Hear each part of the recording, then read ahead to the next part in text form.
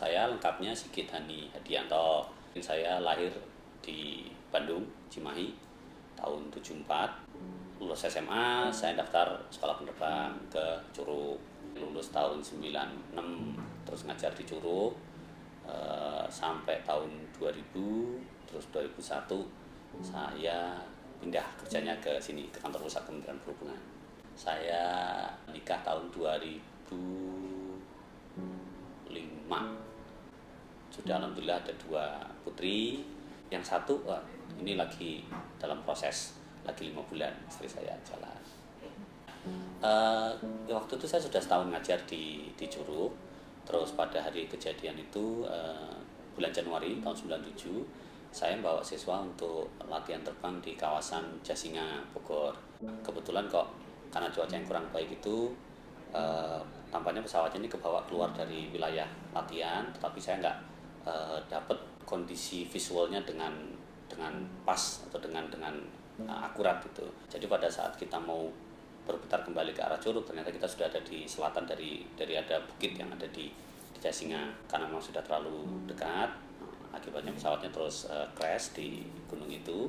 Alhamdulillah sih memang selamat, tapi ternyata pesawatnya kebakar. Jadi saya dan siswa saya mengalami luka bakar seperti yang kelihatan sekarang ini. Kita terus harus jalanin perawatan di rumah sakit setahun 3 bulan waktu itu. Jadi kejadian bulan Januari 97, saya baru boleh rawat jalan tuh Maret 98. Yang mungkin paling berat, kalau mau dibilang berat pada saat itu adalah karena luka bakarnya kan menimbulkan sisa seperti ini, yang menimbulkan bekas seperti ini. Dan kebetulan juga yang terkena luka bakar malah yang paling banyak itu di wajah saya ini.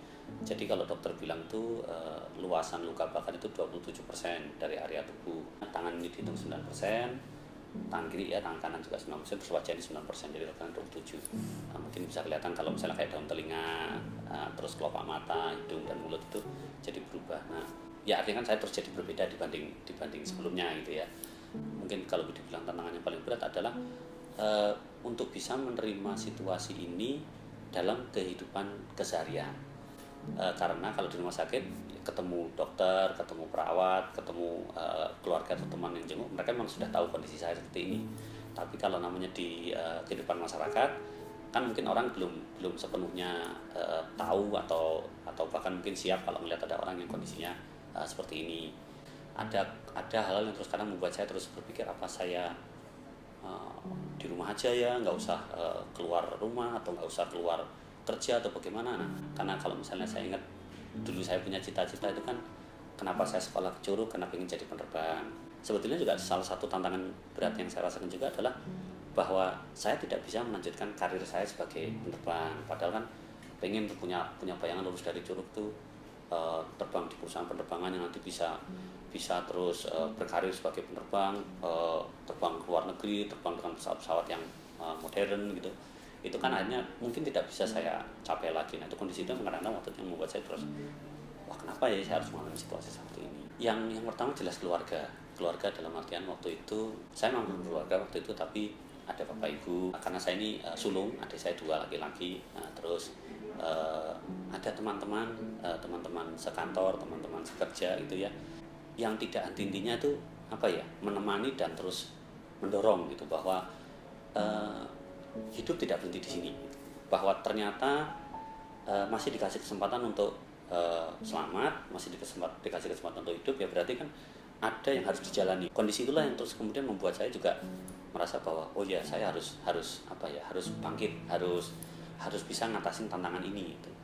Kalau tadinya kerasa berat untuk keluar dari rumah dengan adanya teman-teman dan keluarga, oh enggak, saya tidak sendiri itu. Kalau saya mau diem saja di rumah itu, terus jadi apa saya nanti gitu kan. Sementara saya masih dikasih kesempatan ternyata untuk hidup gitu. Karena kita juga orang yang beriman, kita yakin adanya Allah yang punya takdir. Nah, itulah pilihan bahwa Allah tidak memberikan sesuatu kepada kita yang mana kita tidak akan sanggup untuk menghadapi. Kondisi-kondisi itulah yang kira-kira yang membuat saya ayo bangkit, ayo jalan lagi, ayo maju lagi gitu. Cobaan itu pasti ada dalam hidup. Dan cobaan itu tidak semata yang mungkin kelihatan dalam fisik seperti saya ini ya. Orang masing-masing orang punya cobaannya sendiri-sendiri. Yang saya yakin bahwa cobaan itu ada untuk membuat kita kuat, untuk membuat kita maju, untuk membuat kita bisa melewati tantangan untuk bisa lebih kuat lagi. Itu kalau boleh nanti pesan.